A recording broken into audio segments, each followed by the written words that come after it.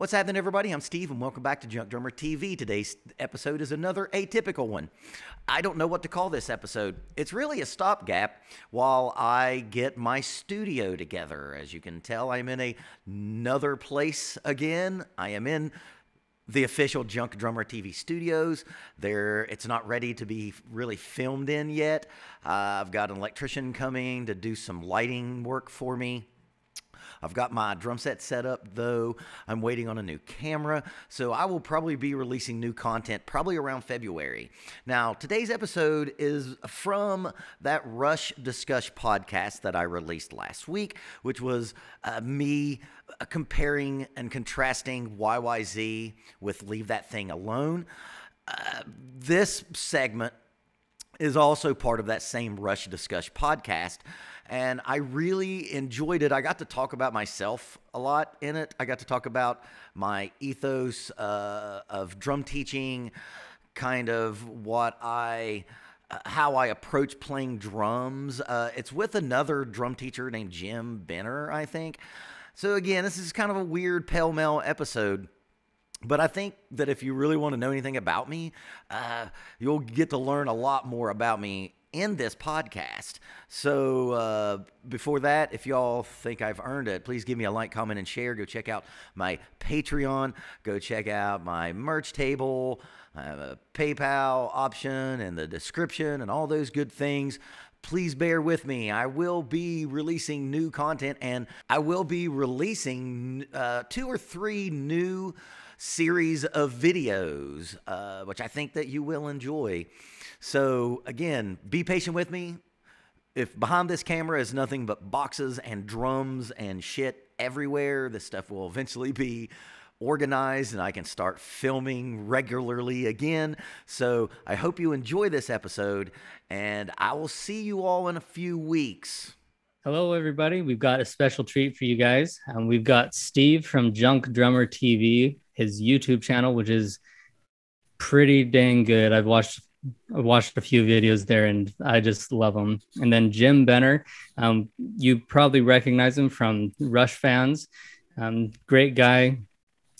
Really has been welcoming to me and my wife and treading these waters of Rush fan interaction. Those waters are treacherous waters. But yeah, I just want to go ahead and turn the time over to you guys to introduce yourselves. Start with Jim, if you want to go ahead, tell us a little bit about yourself, when you started drumming and what got you into that. Okay, so thank you very much, Adam, and it's great. It's great to be on the show. This is very exciting for me. So for drumming, I actually started first playing flute in 5th grade. So I learned how to read music and, all that good stuff. Treble clef, all these bass clef people. I'm like, oh my gosh, this is confusing. And alto clef, yeah, forget it. So I played flute for 2 years. I got picked on because I was a boy playing a quote unquote girl's instrument, even though there's many, many wonderful, famous flautists that are men and that are women too. And I love it. It's still a great instrument. But I decided I wanted to move from the front of the band to the back of the band. Then I saw a drum and bugle corps march by, and oh boy, was I blown away. I was probably in 6th grade when that happened, and I was just freaked out. I'm like, oh my gosh! I looked at my dad. I'm like, I want to do that.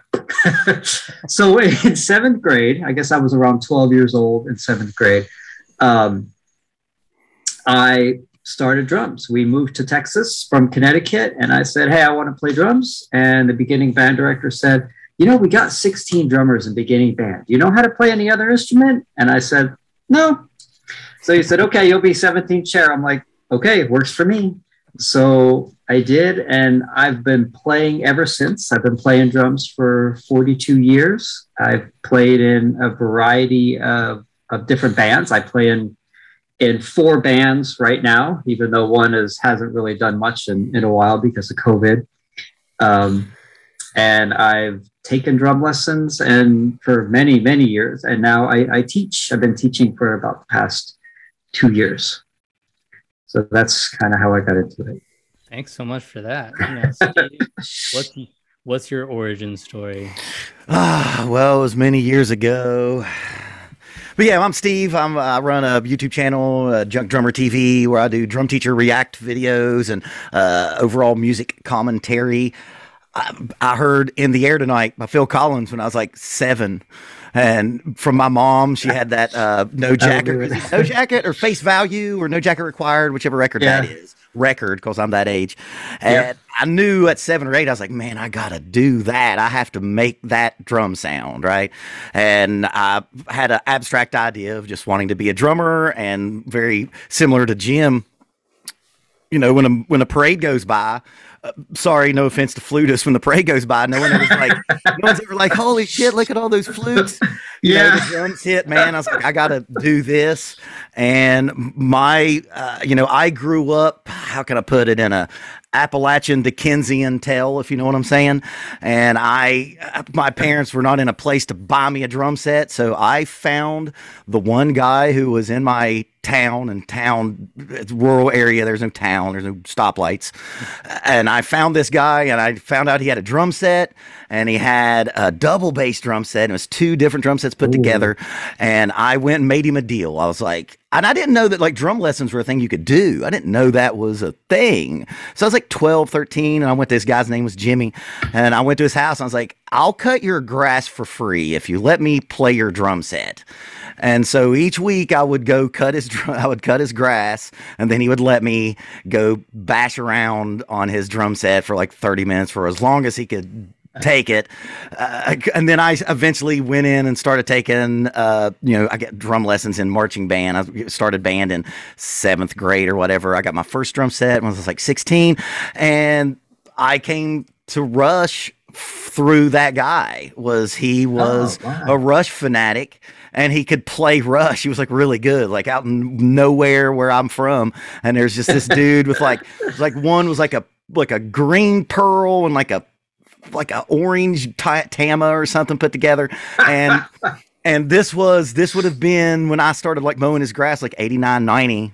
91, and he played for me, and I listened to one of your all's episodes today, and when y'all were talking about this record, I was like, oh, this is the record that turned me on to Rush.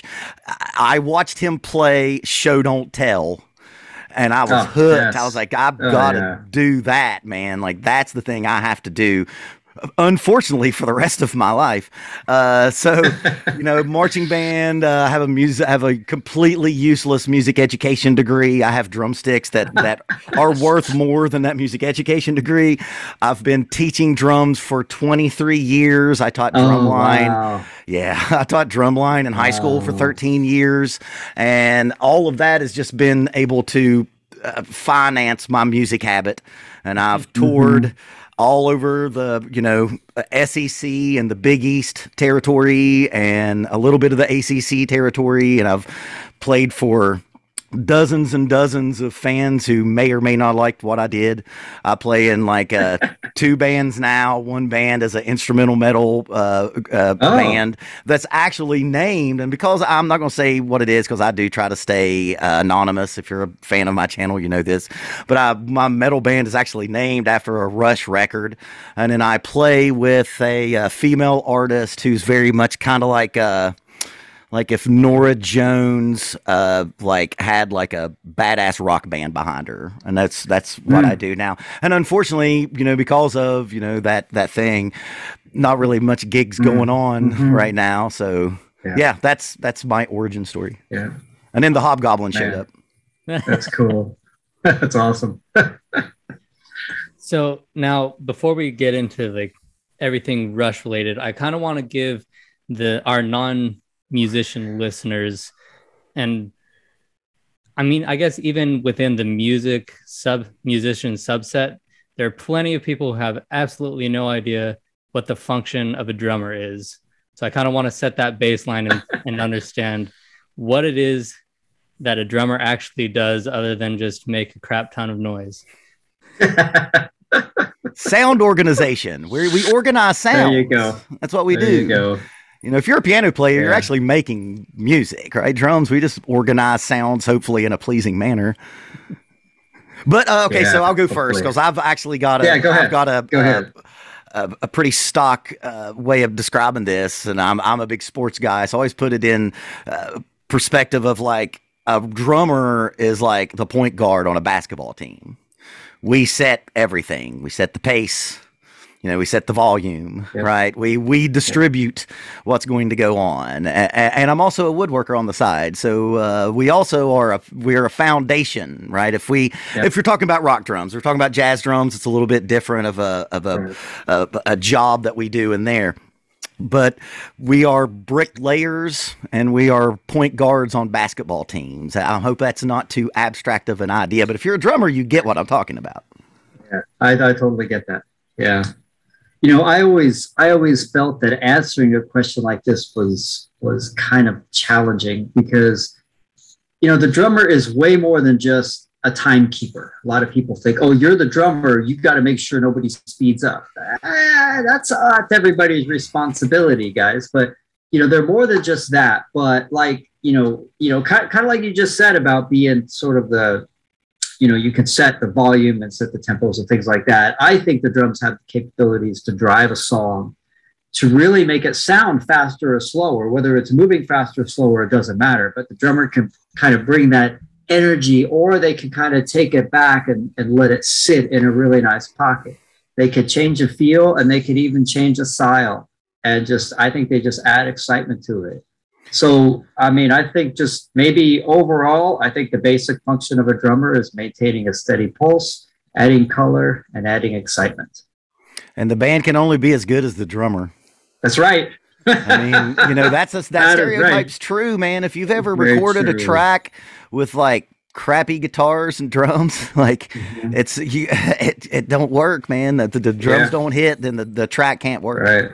Right. Yeah. And why do you think guys like Vinny Colaiuta are on like 5 bazillion recordings? $1,000 a day drummers, man. I worked with this producer who did all the records for Sublime. This guy named Eddie Ashworth. He's done all kinds of stuff.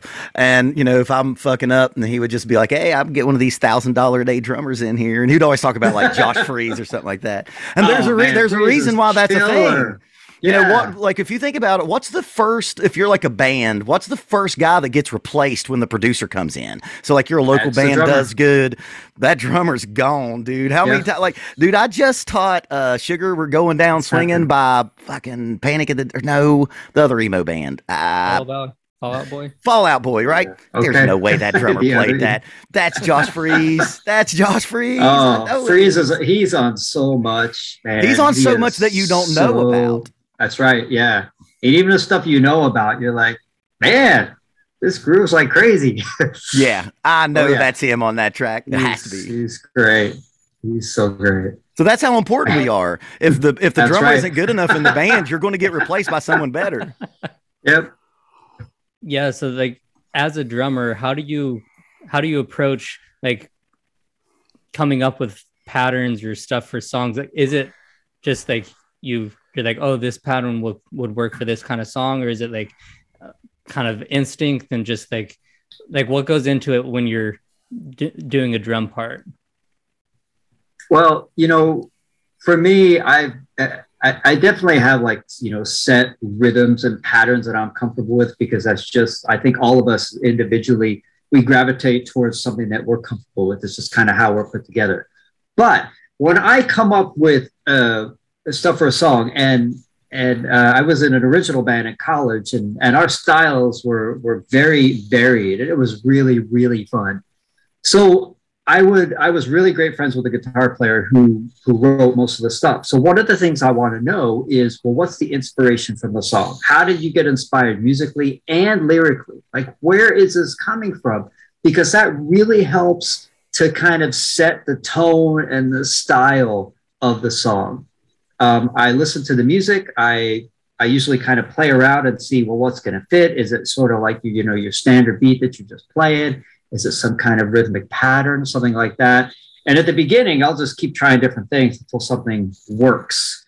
And I think, well, you didn't ask this yet, but I'll wait till you ask more of that. But even like with that, we were going through one song in particular, and it was a very busy guitar part, a lot of picking, and it was really busy. and the bass came in and we're doing stuff. And I'm sitting there and I'm like, well, what can I do? What really fits? And I decided at that point, you know what? A shaker fits. I'm not going to play a drum kit part because it's not right for the song. Right. So just being able to listen to all of that, the song as a whole, I think really, doing this, enough times really kind of inspires you to pick something that suits the song. Okay. Do you have anything to add to that, Steve? Man, what that is a good example of like how everyone has different approaches. I think I go specifically instrument to instrument. I go bass player first, and I want to see if he or she is going to inform what I'm going to play. And then if that's not working, I'm going to go to a guitar player and see if he or she has something that's going to inform what I play. I've gotten hell on my channel before when I've said that like drums really for me are just the thing that I make songs with. I love songs. I'm a song fanatic, and I like some prog. I love Rush, obviously. And I think one of the things that people forget about Rush is you get all so stuck in the virtuosity of it all. But dude, you can go sing Tom Sawyer later. You know what I mean? You can go sing Ghost of a Chance later. You're not going to go sing something by periphery. You know what I mean? So like for me, it's just about song craftsmanship. Not to sound pretentious again, I think of myself as like a cabinet maker because I am on the side. But when I'm composing for a song, I'm thinking like a composer. I need to, and I want to make sure that my parts match exactly what's going on, the mood.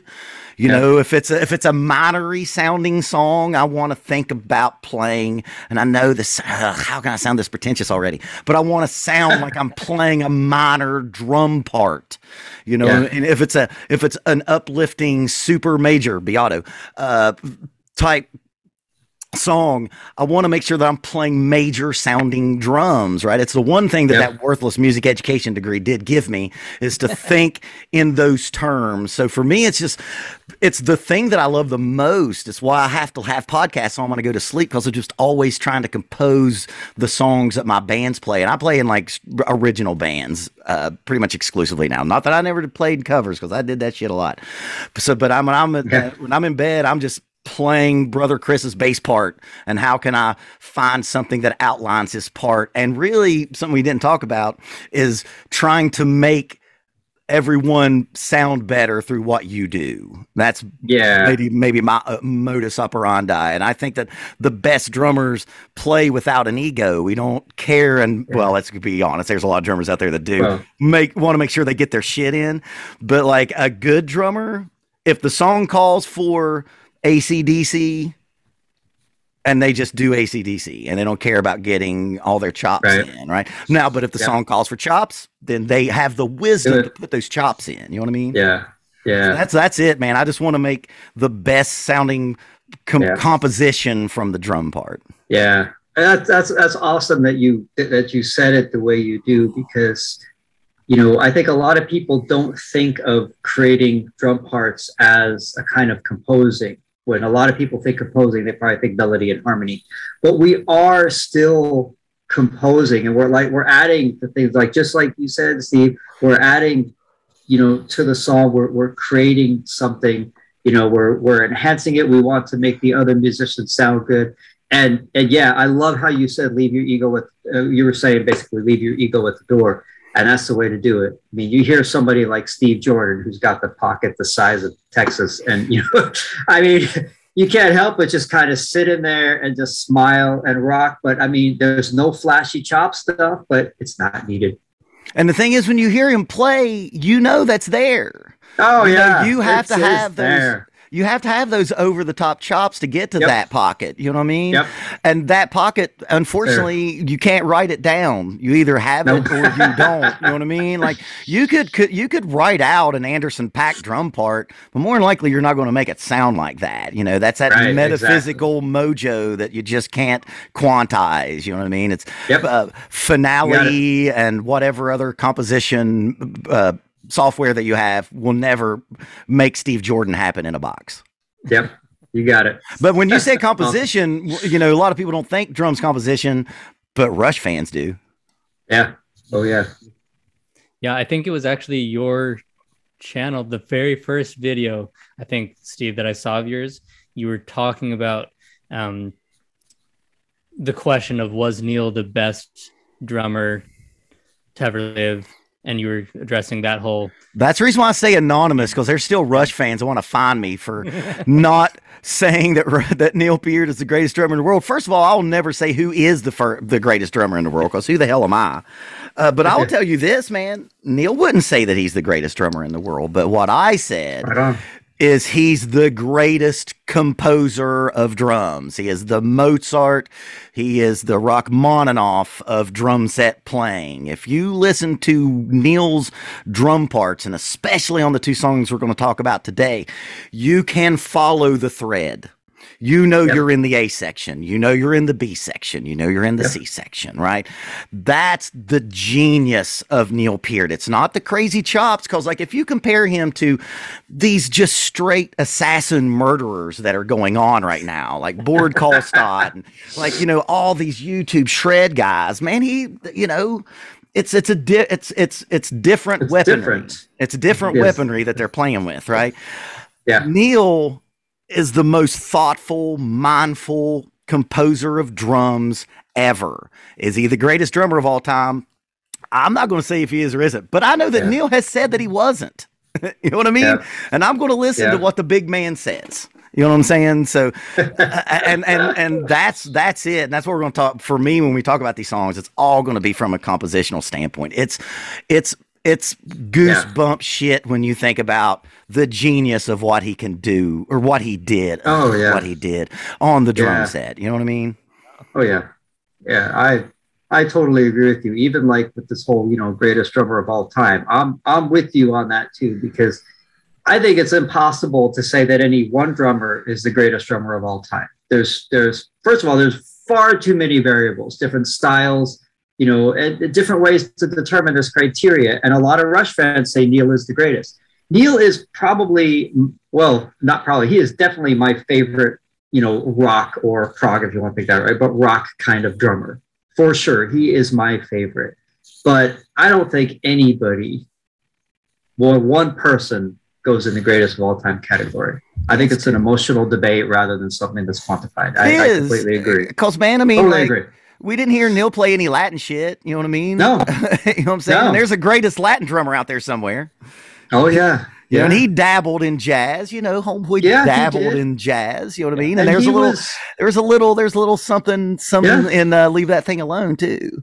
Sure. But, and when he did that, when he studied with Freddie Gruber and got even more deep into it, he's always had a love for jazz and big band. He's had a love for those drummers. And when he studied and got into it, he practiced that more. And well, of course, when you practice anything, you improve. And it's amazing that he did this, right? It was after it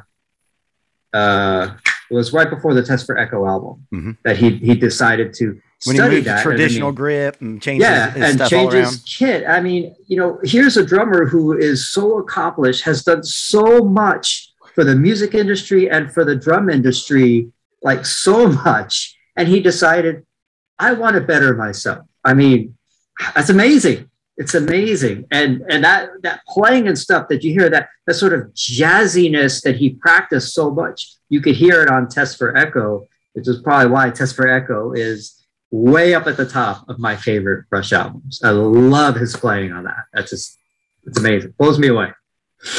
Yeah, and I think you guys hit on some really great things. And it's a huge pet peeve of mine when anyone tries to treat art the same way that you treat sports.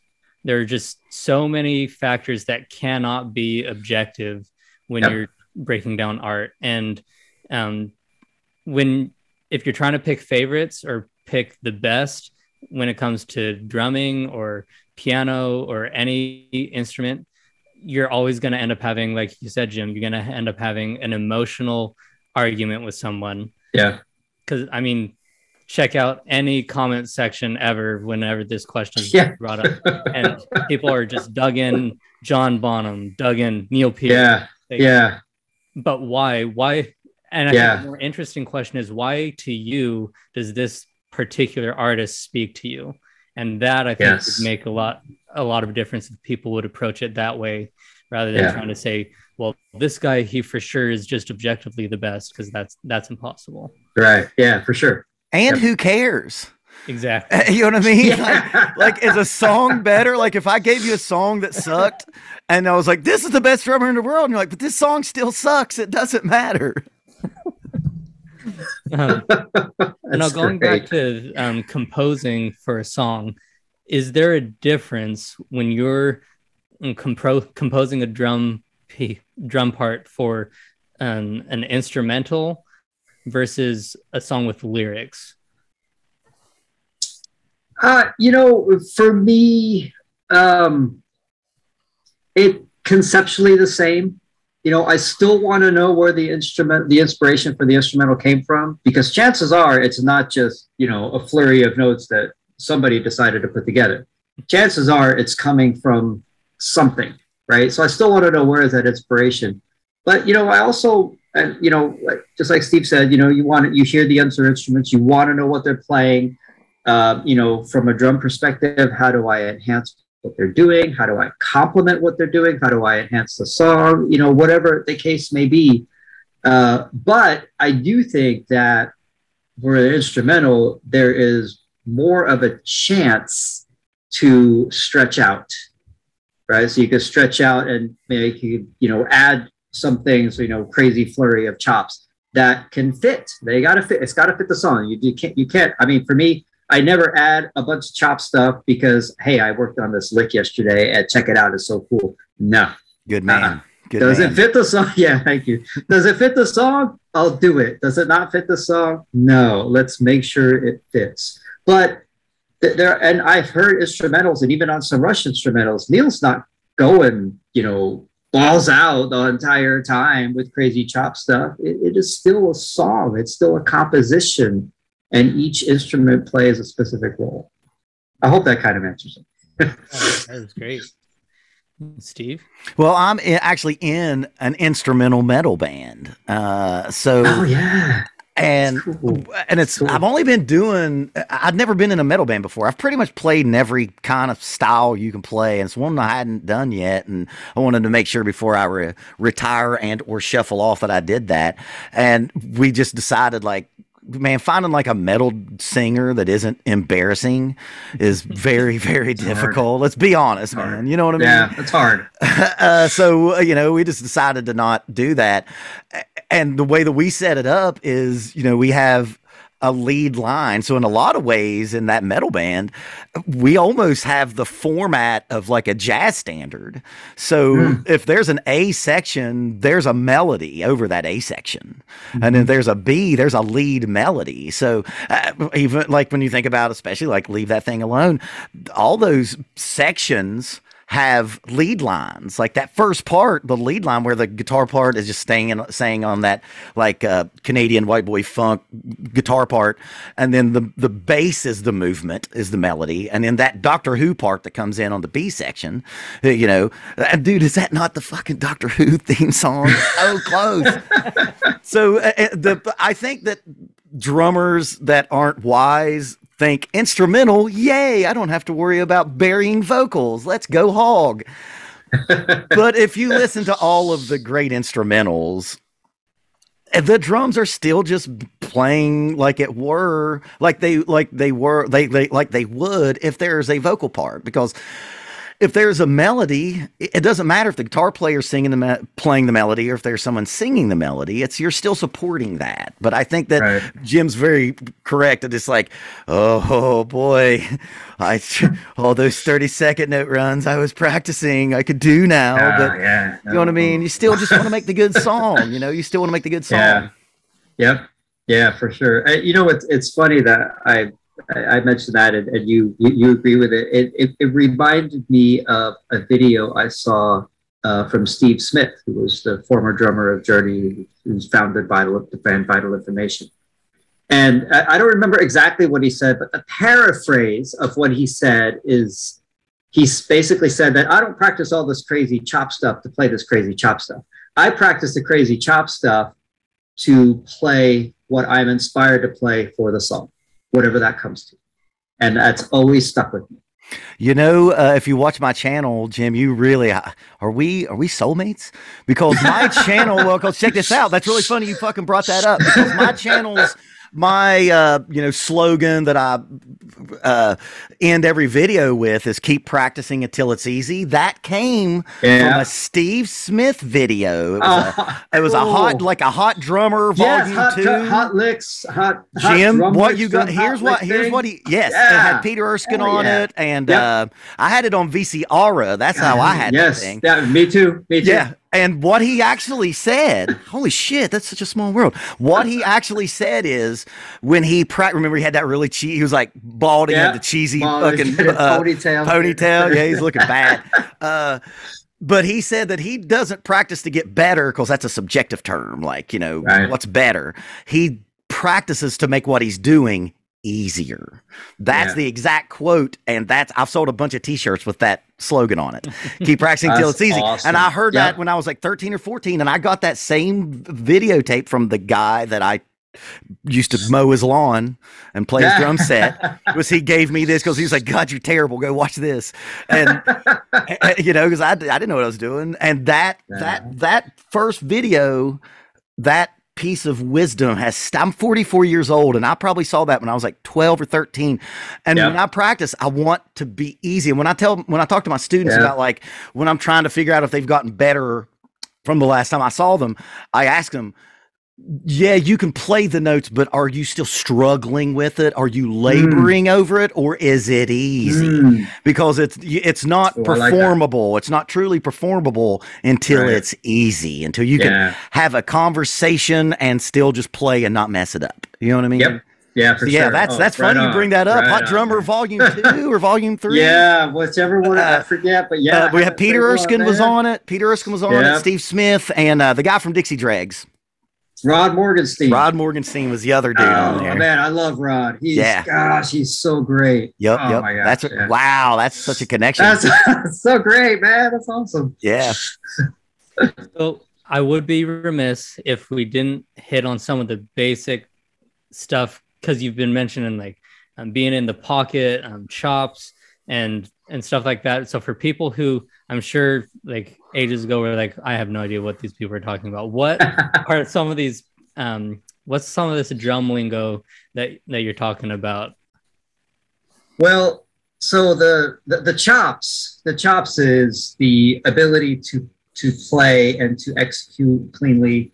Not only fast runs and fast rhythms around the drum, but complicated rhythms, complex rhythms, moving from drum to drum, incorporating the hands and the feet. So moving between the hands and the feet and things like that. So when I say chops, that's, kind of what I think there. When I talk about pocket, I'm talking about how does the song feel? And this is so subjective, right? We had I think an hour-long discussion in a music theory class at college once on this stuff, right? What is groove? What is feel, right? Does it groove? Does it feel good? Does it kind of make you move? I mean, even listening to something like, I'll take, this is stretching like very far from Rush, right? But take Hall & Oates. Okay, now I forgot the song. That's really bad. There's a song that Hall & Oates did with CeeLo Green on, or Daryl Hall did it rather, on the Live at Daryl's House, and it's a Hall & Oates tune. And Brian Dunn is the drummer for that. And I don't know who the bass player is, but when they started, Brian just started with a snare hit, and he starts playing the groove, and the bass player comes in. And that thing it creates such a pocket. That's a great song to listen to see what this pocket sounds like, that you just kind of sit back in. It just feels really good. Something that feels good. Pocket's so hard to describe, man. I say, what do you say? Pocket is a lot like pornography. I can't explain it to you, but I know it when I hear it.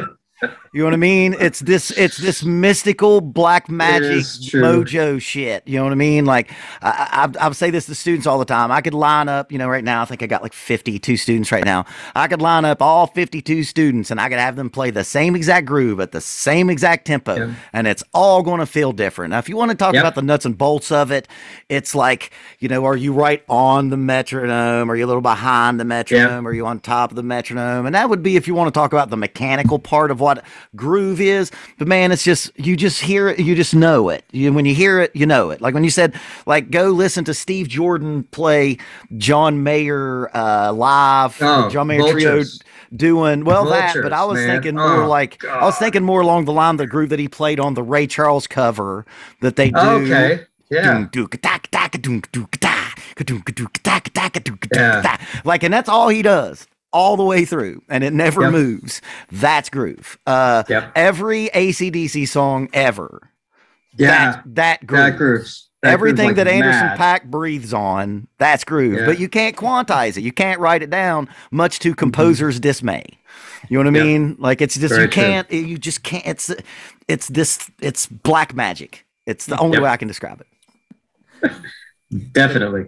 So not to even pull back to an even more basic level, because there was an episode of the podcast that I mentioned that I can kind of fake my way through some drumming, but I have absolutely no rudiments.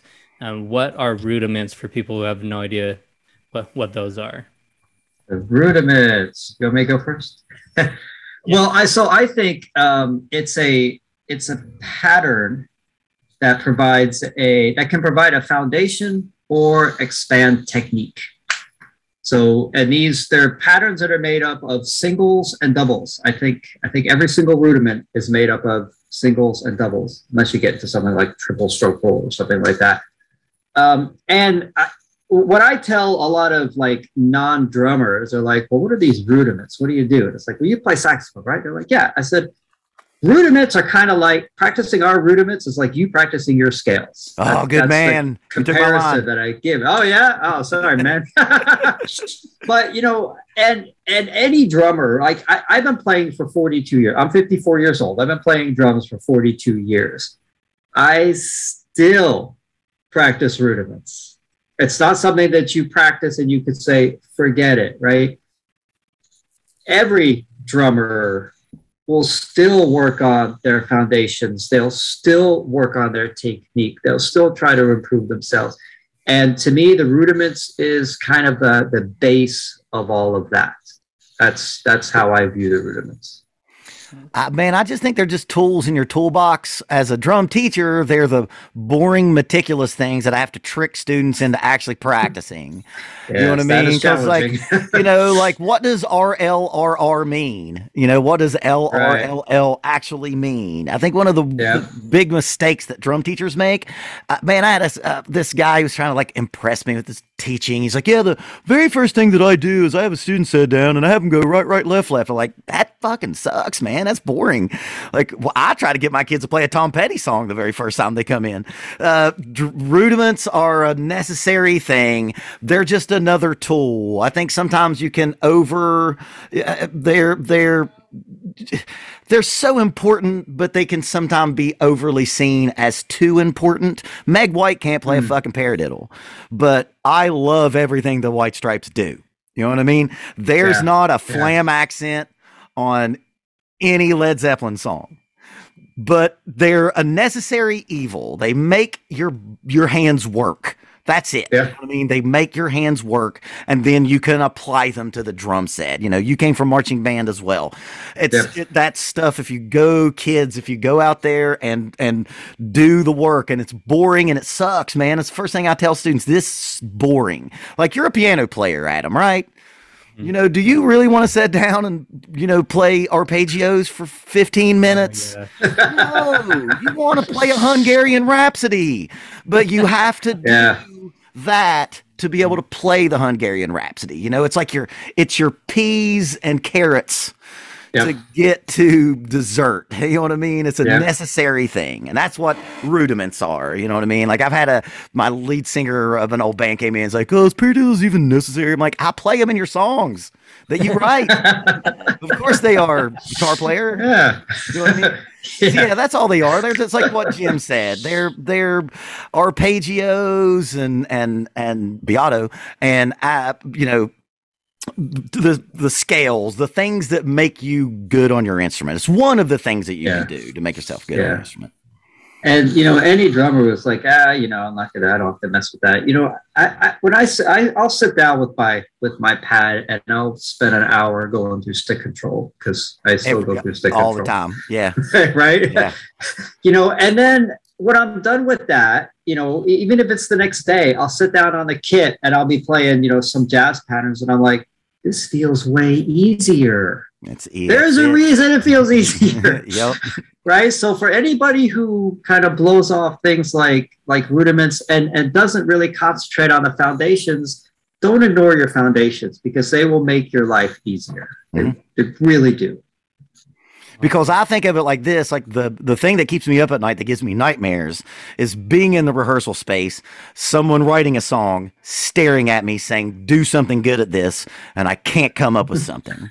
and you know what I mean? And maybe if I would have practiced through G.L. Stone's stick control, maybe I would have found something. Maybe if I worked through Advanced Funk Studies by whatever that Rick name is. Rick Latham. Maybe I would have something. Yeah. You know what I mean? It's all just tools to make art. You know what I mean? If you want to be a painter, you got to be able to shade. You got to know how to do distance. You got to be able to, draw a perfect circle. It's that. You know what I mean? It's just all tools to get to an end. That's all means to an end. Yep. So we've got a couple minutes left. And I want to put you guys on the spot. I want you to say, so you're going to be spitting out two things. One, if you to tell someone to listen to a Rush song, to listen to the drums, what would you give them? And then who's a drummer that someone should check out? Okay. To widen their horizons. So a drummer, but that's not Neil, just any other drummer. That's not Neil. Okay. All right. So for a Rush song, it was a Rush song to check out the drum part and stuff. The first one that comes to my mind is probably The Spirit of Radio. There's some really excellent, there's some great drum runs in there. Neil's playing the signature ride pattern in there. That is just so cool. And he's playing just kind of like typical rock kind of grooves as well in there. And there's a song I think is just a great composition and it really highlights them. So for me, that it would be The Spirit of Radio for that one. Well, go ahead. Okay, I was going to go around. Go ahead. Man, I'm going to go just basic pumpkin spice and say Tom Sawyer. It's the epitome of everything that you love about Neil and everything you love about Rush. We now know, we've heard so many interviews about how Neil says that as long as that is a challenge for him to play every night, he will never lose interest in drums.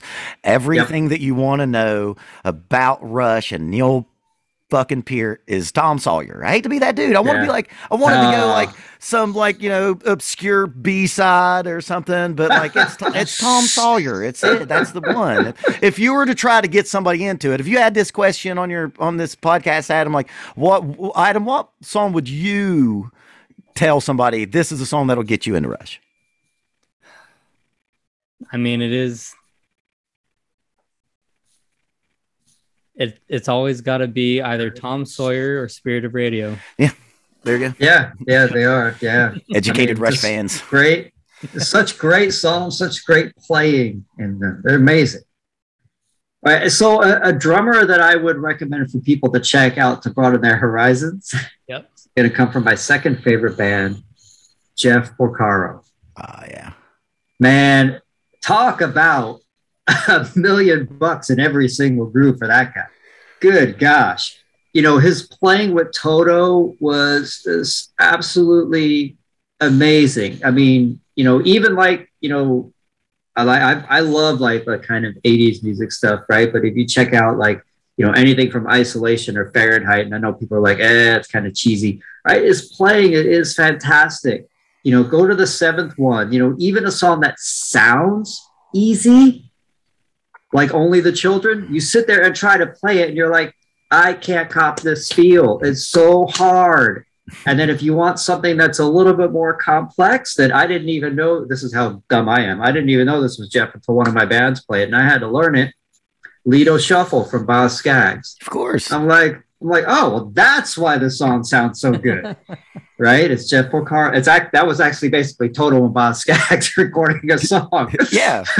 Yeah, that's the thing about Toto is they were just the band that everybody used, and they got sick of just getting, union wages. They did, man. So they decided like, hey, let's get some hits. Let's get some mailbox money. Yeah. Like that's where the real money's at. Yeah, but I would, Jeff Borcaro, I would suggest people check out because he is just such a great player, such a huge groove, fantastic chops, right? And if you think, oh, this guy doesn't have chops, try to play Rosanna. Try to play his shuffles, right? They're not easy. Not easy. Yep. So I'm going to just say my all-time favorite drummer, which is completely not like the music that we're going to talk about today. And, I'm going to put this on my channel, and everybody watching my channel knows that I'm going to say, if you're going to, for me, it's Levon Helm. Levon Helm is my all-time favorite drummer. I met his daughter a couple months ago. She invited me to the barn. I did another podcast just talking about Levon. Yeah, I'm going to the barn, bro. Man, I'm jealous. I am so jealous right now. If you go on my channel and go to my community tab, there's a picture of me and Amy. And Levon is he's my everything. I have a saying that I say on my channel. Phil Collins made me want to play drums. Dave Grohl made me want to be in a band, but Levon Helm made me want to be great. And Levon Helm is my guy. That's my guy. Man, yeah. And I remember watching the Last Waltz. I watched the Last Waltz. I think my mom got me the DVD. This was like a long time ago. And I wasn't too familiar with the band, or Levon when she got it for me. And I'm watching it and I'm like, oh my gosh. What have I been doing? Holy cow. How did I miss this? What is wrong with me? Yeah. Oh, love it. I love it. Yeah. Levon's great. So great. Awesome. Well, thank you guys so much. It's been a blast. Absolute joy to hear you guys talking about what you're passionate about. And hopefully for all you listeners that aren't that into drums or maybe don't know what the heck we were talking about for most of this, hopefully this will help you pay a little bit more attention in the songs that you know and love, and give some props to those drummers who help keep everybody in check. Yeah, man. We're how many times I've played a gig and people have come up to me later and be like, man, that band was sweet. It's like, yeah, I was in it. Nobody cares about us. That's what makes Neil so special. There's only a handful of drummers that when you think about a band, you think about the drummer. Led Zeppelin comes to mind. Toto for sure, but I think that's more for like music wonks like us. Musicians, yes. You know what I mean? But like, Absolutely. my mom knows who John Bonham is. You know what I mean? My mom knows who Neil Peart is. There's very few, man. James Brown had to remind you all to give the drummer some. You know what I'm saying? Like, nobody cares about us back there staring at everybody's asses. You know what I mean? Go check us out. But you know who does care about us? The bass player. And the singer. Yep. Oh, yeah. Awesome. Well, thank you guys so much. Yeah. Thanks so much, man. Thank you for having me, Adam. Yeah, thank you. Thanks so much. All right. Have a good one, everybody.